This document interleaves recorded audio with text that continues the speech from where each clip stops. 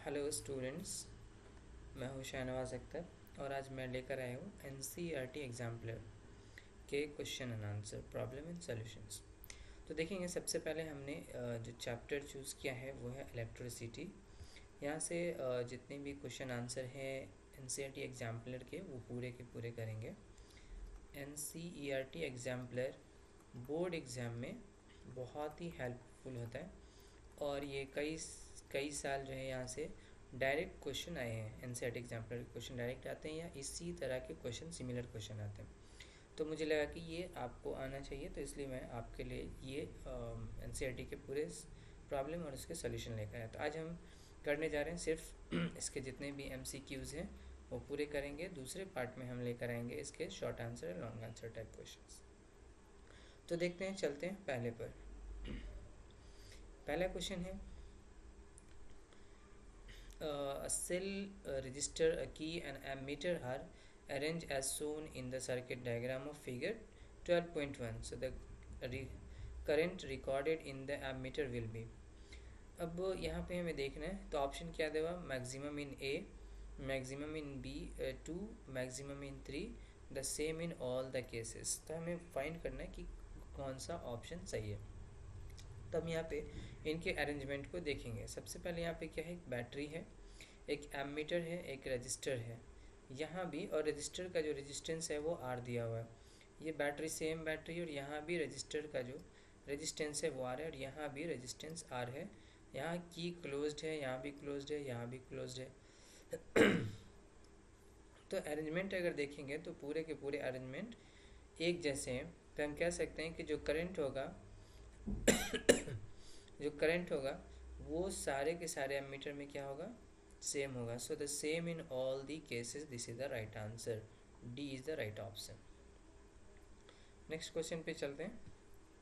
In the following circuit, heat produce in the resistor of the combination of resistors connected to a 12 volt battery will be. अब इसमें कितना heat, यहाँ पे क्या पूछ रहा है, हीट कितना प्रोड्यूस होगा। अब चलते हैं देखते हैं। यहाँ अगर पहले इसके अरेंजमेंट को देख लेते हैं तो यहाँ पे जो वोल्टेज है वो क्या है, 12 है, 12 है, और ये भी 12 है, राइट। लेकिन इसमें एक ही रजिस्टर है जो कि 2 ओम रेजिस्टेंस है। यहाँ पे दो रेजिस्टेंस है, 2 ओम एंड 2 ओम, और ये दोनों के दोनों क्या है, सीरीज़ में है, राइट, सीरीज़ में है। और यहाँ भी दो है, लेकिन ये दोनों क्या है, पैरेलल में है। तो पैरेलल में, तो अब यहाँ पे ऑप्शन क्या था, same in all cases, maximum in case 1, maximum in case 2 and maximum in case 3। चलिए, यहाँ पे वोल्टेज तो सेम है तो इसलिए हम वोल्टेज को छोड़ देंगे। अब हम डायरेक्टली बात करेंगे कि यहाँ पे करंट अगर दिया होता तो हम करंट देखते, लेकिन रेजिस्टेंस दिया था। हमें मालूम है कि जो हीट होता है ना, वो डायरेक्टली प्रोपोर्शनल होता है रेजिस्टेंस के। तो हम मालूम करेंगे कि यहाँ पे रेजिस्टेंस कितना है। यहाँ तो 2 ओम है, बिकॉज यहाँ पे 2 + 2 यहाँ पे सीरीज में है, तो ये ऐड हो जाएगा कितना, 2 + 2 दैट इज़ 4 ओम रेजिस्टेंस होगा। अब यहाँ पर 2 और 2 क्या है, पैरेलल में है, तो इसका जो हो जाएगा वो कितना हो जाएगा, total resistance 2/2 and it is equal to 1, right. तो ये 1 ओम है और ये 2 ओम है, 4 ओम है, ये 2 ओम है। तो मैक्सिमम किस में होगा, जिसका रेजिस्टेंस ज़्यादा होगा, हीट उसमें मैक्सिमम होगा। तो इसलिए मैक्सिमम किस में होना चाहिए, सेकेंड केस में। The right option is C, right, maximum in case 2। चलिए question number 3, electrical resistivity of a given metallic wire depends upon. अब यहाँ पे देखेंगे क्या दिया, और ये रेसिस्टिविटी दिया हुआ है, राइट। यहाँ पे दो चीज़ें, दो वर्ड है, एक है रेजिस्टेंस और एक होता है रेसिस्टिविटी। ये दोनों ही अलग अलग चीज़ें, थोड़ा सा डिफरेंट है। याद रखेंगे कि ये जो रेजिस्टेंस होता है ये डिपेंड्स करता है, लेकिन ये क्या होता है, न्यूट्रल होता है, राइट, नॉट, ये डिपेंड्स नहीं करता। तो यहाँ पे क्या होगा, लेंथ, थिकनेस, शेप, क्योंकि ये किसी पे भी डिपेंड नहीं करता है, राइट। तो ये डायरेक्टली क्या हो जाएगा, nature of the material, right. Nature of the material मतलब कि डिफरेंट मटेरियल के लिए रेसिस्टिविटी जो होती है वो क्या होती है, डिफरेंट होती है। जैसे कि एनसीईआरटी टेक्स्ट बुक में दिया होगा, मेटल का एक रेंज रहता है, राइट। नॉन मेटल का एक रेंज होता है और अलॉय का एक रेंज होता है, राइट। तो सबके रेंज दिए हुए, तो हम कह सकते हैं कि जो नेचर ऑफ मटेरियल है उस पर डिपेंड करता है, तो D is the right answer, क्योंकि इसके लेंथ पे डिपेंड नहीं करता, थिकनेस पे भी और शेप पर भी डिपेंड नहीं करता, ये डायरेक्टली किस पे डिपेंड करेगा, नेचर ऑफ द मटेरियल। आगे देखते हैं ये क्वेश्चन क्या है। A current of 1 ampere is drawn by a filament of an electric bulb, so the number of the electrons passing through a cross section of the filament in 16 second would be रफली, कितना होगा। तो देखिए यहाँ पे क्या दिया हुआ, 1 एम्पियर करंट दिया हुआ और टाइम दिया हुआ है 16। हमें मालूम है कि जो सबसे पहले हमें फाइंड क्या करना है, नंबर ऑफ इलेक्ट्रॉन फाइंड करना है। तो नंबर ऑफ इलेक्ट्रॉन के लिए जो फार्मूला होता है वो होता है n is equal to Q upon E, right. अब Q कितना होगा, बिकॉज करंट यहाँ पर 1 एम्पियर है और टाइम जो वो 16 है। We know that I is equal to क्या होता है, Q बाई टी। सो यहाँ से Q इज इक्वल टू क्या हो जाएगा, आई टी, और I कितना है हमारा 1, T कितना है 16, सो द Q कितना हो जाएगा 16 कूलम। तो यहाँ पे हम पुट कर देंगे 16 डिवाइडेड बाय, और E की वैल्यू होती है 1.6 इंटू 10 पावर माइनस 19। अब ये ऊपर आ जाएगा तो प्लस में हो जाएगा, और यहाँ से डेसिमल हटाएंगे तो भी प्लस हो जाएगा, तो ये हो जाएगा 16/16 into 10 to the power 19 into 10। अब ये 16 एंड 16 कैंसिल आउट, तो 19 प्लस 1 कितना हो जाएगा 20, सो ये हो जाएगा 10 power 20। So the right answer is A, 10 to the power 20 है। चलिए अब क्वेश्चन नंबर 5 देखेंगे क्या दिया हुआ। Identify the circuit in which the electrical component have been properly connected. Okay, किस में प्रॉपरली कनेक्टेड है, तो हम इसके अरेंजमेंट को देखेंगे। सबसे पहले यहाँ पे क्या है, रजिस्टर है, बैटरी है, वोल्ट मीटर है, एम मीटर है। अब देखो यहाँ पे क्या गलती है कि हम जानते हैं कि एम मीटर हमेशा किस में रहता है, सीरीज में। एम मीटर किस में होगा, सीरीज में। और वोल्ट मीटर किस में होगा, पैरेलल में, राइट। ओके, तब यहाँ पे देखेंगे कि ये क्या है, सीरीज। वोल्ट मीटर यहाँ पे क्या है, सीरीज में है, तो ये क्या हो गया, रॉन्ग हो गया, सो ये ऑप्शन नहीं हो सकता। अब इसको देखेंगे यहाँ पे, ओके, वोल्ट मीटर पैरेलल में है, राइट। और अब तो अगर ये पैरेलल में है और ये सीरीज में है, तो अब हम क्या चेक करेंगे कि इसके टर्मिनल्स चेक करेंगे। ओके, ये नेगेटिव है, तो यहाँ से जितने भी पहले आने चाहिए वो नेगेटिव है, so this is also negative, positive, फिर यहाँ नेगेटिव, पॉजिटिव। ओके, तो ये हमारा करेक्ट दिखता है, इसको भी रखेंगे रिजर्व में। अब इसको चेक कर लेंगे, तो यहाँ पे देखेंगे ये नेगेटिव है, तो यहाँ पे नेगेटिव, ये पॉजिटिव, राइट। लेकिन यहाँ पे प्रॉब्लम क्या है कि ये जो एम मीटर है वो है पैरेलल में और वोल्ट मीटर सीरीज में है, तो ये भी हमारा रॉन्ग हो जाएगा, राइट, क्योंकि एम मीटर सीरीज में होता है और वोल्ट मीटर पैरेलल में होता है। अब यहाँ पे आ जाते हैं, इसमें क्या प्रॉब्लम है, तो यहाँ पे देखिए ये नेगेटिव है और ये पॉजिटिव है, तो ये हो गया हमारा रॉन्ग। तो राइट ऑप्शन क्या हुआ, second is the correct option. Okay, next question. तो अब यहाँ पे अच्छा ऑप्शन में भी क्या है, यहाँ पे दिया हुआ है कि ए फर्स्ट है, बी में सेकंड है, सी में, तो B the right option because B में सेकंड है। चलिए नाउ क्वेश्चन नंबर 6 क्या पूछ रहा है, what is the maximum resistance which can be made using 5 register each of 1/5 ओम। तो याद रखेंगे मैक्सिमम रेजिस्टेंस फाइंड करने के लिए हम ऐड करेंगे सीरीज में, और मिनिमम फाइंड करने के लिए ऐड करेंगे पैरेलल में। ओके, मैक्सिमम के लिए सीरीज में, मिनिमम के लिए पैरेलल में। तो यहाँ पे हमें क्या फाइंड करना है, मैक्सिमम। तो ये सबके सब कितने हैं, टोटल कितना है 5 रजिस्टर, और सबके सब बराबर हैं, तो इसलिए क्या हो जाएगा, we know that R equivalent क्या होता है, N R. N is the number of resistance, R is the value of the resistance, so ये होता है 5 इंटू 1/5। तो ये 5 और 5 कैंसिल हो जाएगा, सो ये हो जाएगा 1 ohm, right. So the D is the correct option. Next है हमारा क्वेश्चन नंबर 7 है, what is the minimum, minimum find करना है, resistance which can be made using 5 resistor. फिर यहाँ पे 5 है और सेम क्वेश्चन है बट वहाँ पे मैक्सिमम था, यहाँ पे मिनिमम पूछ रहा है और इसमें भी 1/5 दिया हुआ है। तो हमने बताया भी कि मिनिमम फाइंड करने के लिए इसको हम पैरेलल में कनेक्ट करेंगे। तो यहाँ पे पैरेलल कनेक्ट करेंगे तो आर इक्विवेलेंट क्या होता है मालूम है, आर इक्विवेलेंट क्या होता है आर बाई एन। तो आर कितना है 1/5 है और ये कितना है 5, तो ये 5 यहाँ आ जाएगा, तो ये हो जाएगा कितना 1/25 ohm, and the right option is B. Okay चलिए आगे देखते हैं।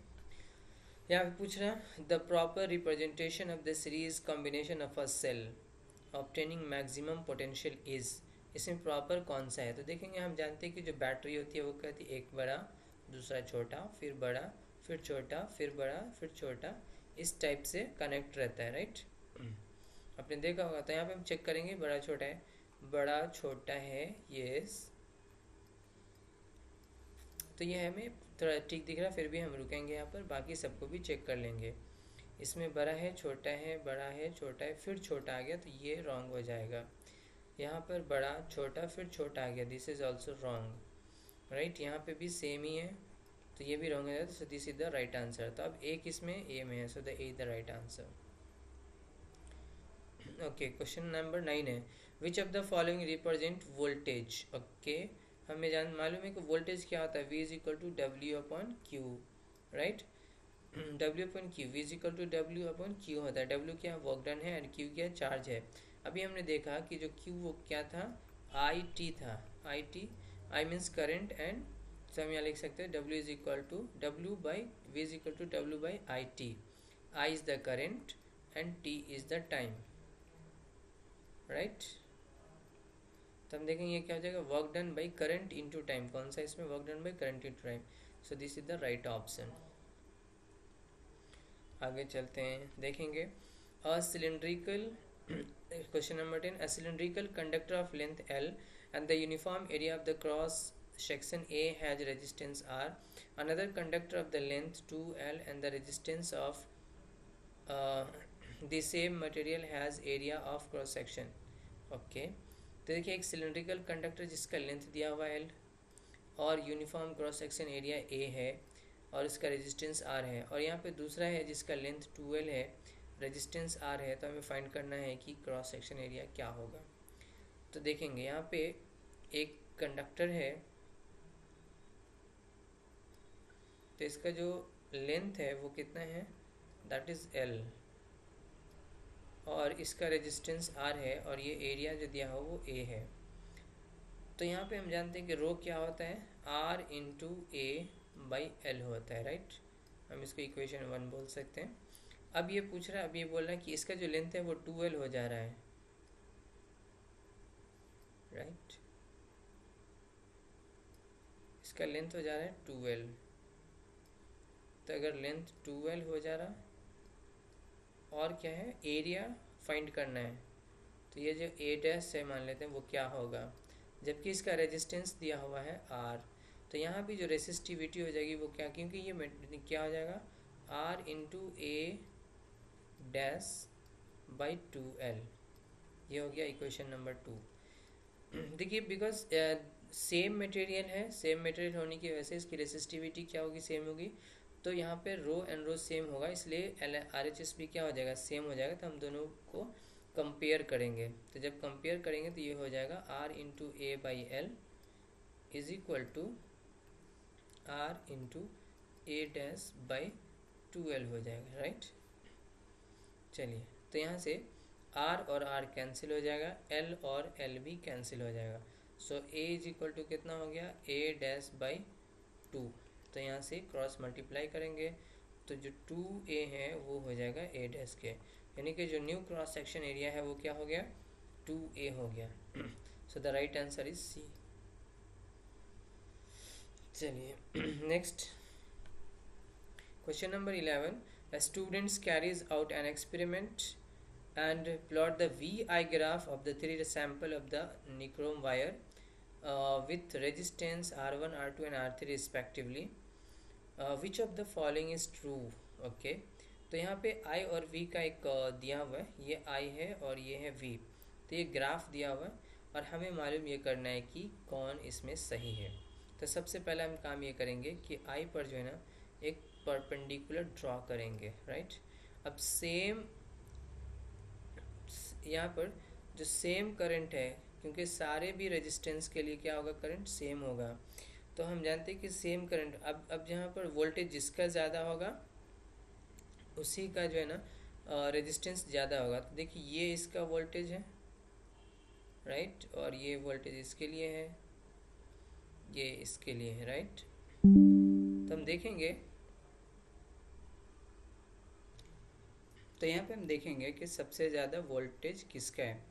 तो अब ये देखिए यहाँ पे ये इसका वोल्टेज हो रहा है, तो ये जो वोल्टेज है R3 का वो सबसे ज़्यादा है, फिर R2 का सबसे कम है, और R1 का सबसे कम जो वो R1 का है, R2 का R3 से कम है। तो यहाँ पे हम करेक्ट ऑप्शन चेक करेंगे, R3 सबसे ज़्यादा होना चाहिए, तो ये है R3, R2 and R1, so that C is the right answer.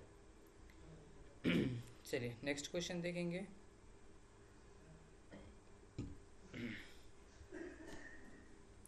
And if the current I through a resistor is increased by 100%, assume that temperature remains unchanged. Okay, the increase in power dissipated will be, तो यहाँ पे I जो है वो change हो रहा कितना, 100%। हमें मालूम कि कोई भी नंबर जब 100% चेंज होता है तो वो डबल हो जाता है, तो यहाँ पे I भी क्या हो जाएगा, 2I हो जाएगा, राइट। तो हमें मालूम करना है कि इसमें जो पावर है वो कितना चेंज होगा। So we know that P is equal to I square R होता है, राइट, क्योंकि यहाँ पे टेम्परेचर कॉन्स्टेंट, टेम्परेचर क्या है, रिमेन्स अनचेंज है, तो यहाँ पे रेजिस्टेंस भी क्या हो जाना चाहिए, सेम ही रहना चाहिए, राइट। तो यहाँ पे हम सेम रेजिस्टेंस लेंगे करंट को चेंज करके, या यस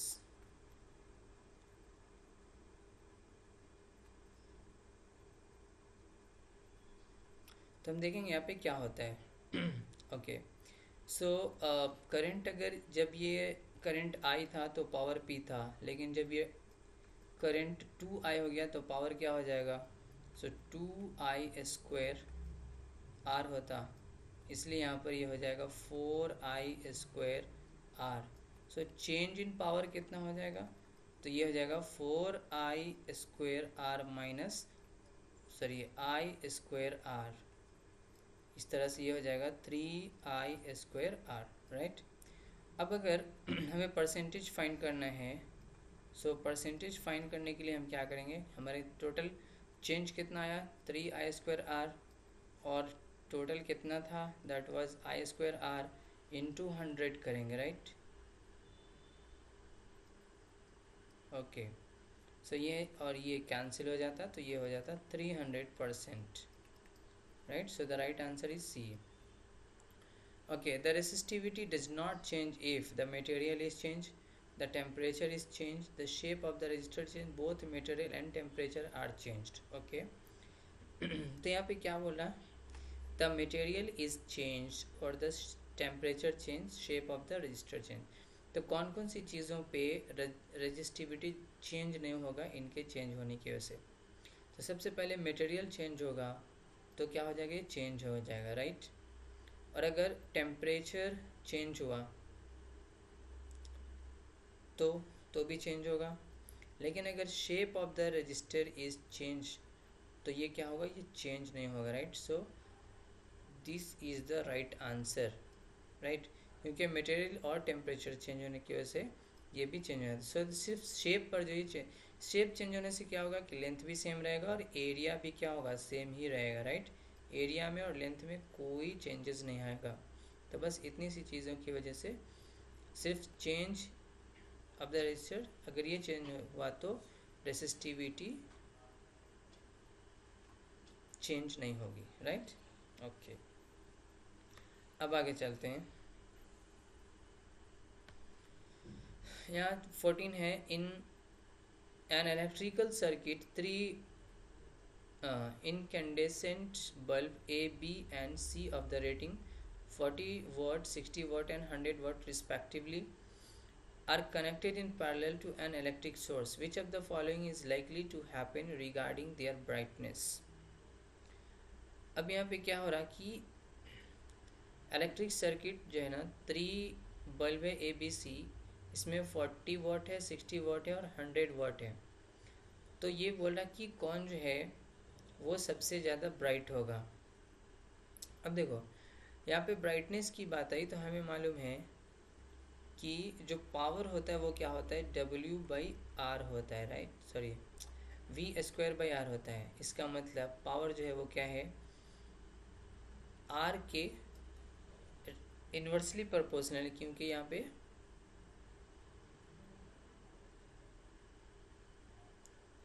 कनेक्टेड है, पैरेलल में है, तो पैरेलल में तो वोल्टेज सेम ही रहेगा, तो ये इन्वर्सली होगा। इन्वर्सली होने का मतलब यहाँ पे अगर ये कम हो जाएगा तो जो करंट होगा वो क्या होगा, ज़्यादा होगा, और करंट ज़्यादा होने की वजह से ब्राइटनेस ज़्यादा होगी।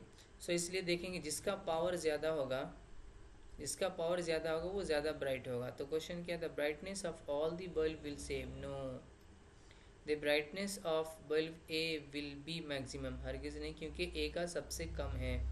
Brightness of bulb B will be more than that of A.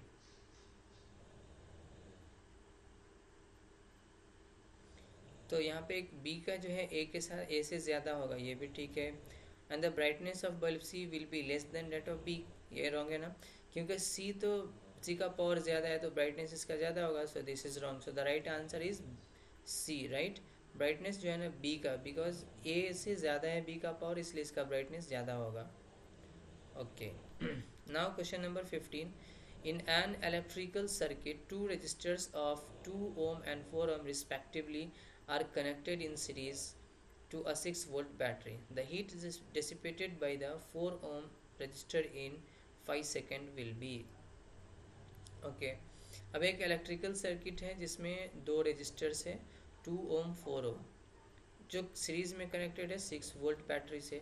तो इसमें हीट कितना होगा 4 ओम रेजिस्टर से। देखो ये एक दो है ऐसा कनेक्टेड है, राइट, ये है 2 ओम एंड दिस इज 4 ओम, और हमें मालूम करना है, और ये जो है ना एक बैटरी से कनेक्टेड है, दैट बैटरी इज का जो वोल्टेज है वो है 6 वोल्ट, राइट। हम जानते हैं कि यहाँ पे करंट क्या होगा, सेम होगा, तो टोटल करंट कितना होगा 2, ओके, लेकिन वोल्टेज क्या होगा, डिफरेंट होगा, राइट। तो वोल्टेज कितना है वो भी नहीं मालूम। तो चलिए यहाँ पे करंट फाइंड कर लेते हैं। तो करंट हो जाएगा, इसके लिए हमें टोटल फाइंड करने पड़े रेजिस्टेंस का। सो टोटल रेजिस्टेंस कितना हो जाएगा 2 + 4 दैट इज 6 ओम। सो आई कितना हो जाएगा 6/6, तो ये हो जाएगा 1 एम्पियर, राइट। तो यहाँ पे 1 एम्पियर करंट यहाँ भी जाएगा 1 एम्पियर।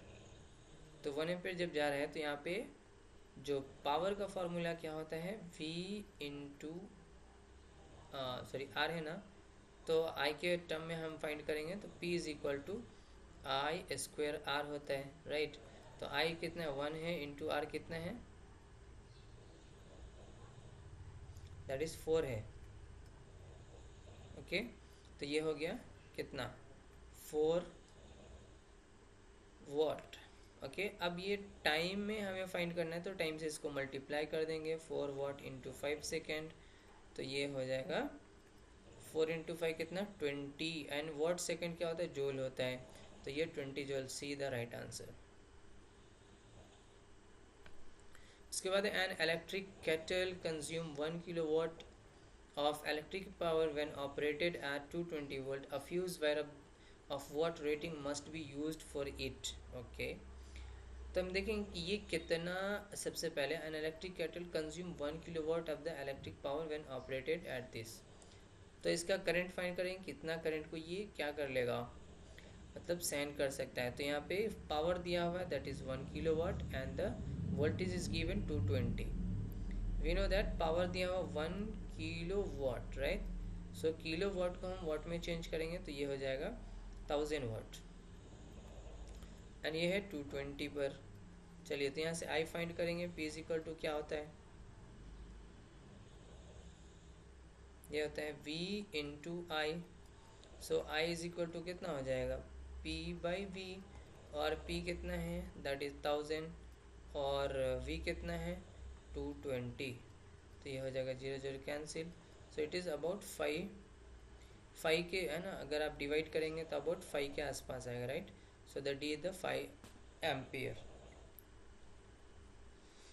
यहाँ पे हम लिख सकते हैं ये अप्रॉक्सीमेट वैल्यू है 5 एम्पेयर की, राइट। तो 5 ampere the correct answer. Okay, next है 2 registers of resistance 2 ohm and 4 ohm when connected to a battery will have। देखो यहाँ पे 2 रजिस्टर दिया हुआ है 2 ओम एंड 4 ओम, और जब ये बैटरी से कनेक्ट होगा तो क्या होगा, same current flowing when connected in parallel. Parallel में जब तो करंट सेम नहीं होता, same current flowing through the them when connected in series, correct है, सेम ही रहता। Same potential difference across then when connected in series, same नहीं होता। Different potential difference across them when connected in parallel, तो ये भी गलत है, right. So the right option is B. Okay, next, unit of electric power में also be express as volt ampere kilo watt hour watt second and joule. किसका electric power का किस में फाइंड करना है, तो इलेक्ट्रिक पावर जो होता है वो होता है P इज इक्वल टू क्या होता है, V इंटू आई। सो ये क्या हो जाता है, volt and ampere, volt ampere. So this is the right answer. Okay, so ये पूरे MCQs थे जो हमने अभी किए।